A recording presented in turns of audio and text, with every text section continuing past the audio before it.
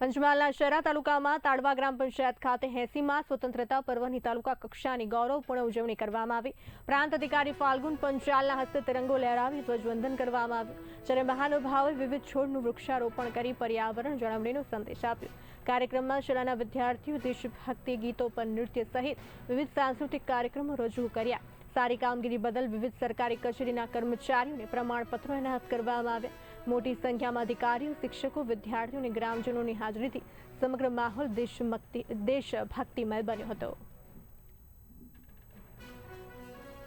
80મા સ્વાતંત્ર્ય પર્વ નિમિત્તે આજે 15 ઓગસ્ટ 2026 શહેરા તાલુકાના તાડવા મુકામે આ પ્રાંગણની અંદર આપણા સ્વાતંત્ર્ય દિવસની હર્ષોલ્લાસથી ખૂબ સારી રીતે ઉજવણી કરવામાં આવી છે।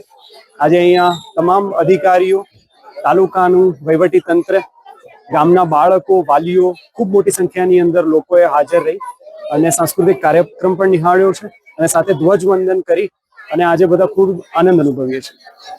અને હું તાલુકાના તમામ નાગરિકોને આજના સ્વાતંત્ર્ય પર્વ નિમિત્તે ખૂબ ખૂબ શુભેચ્છાઓ પાઠવું છું।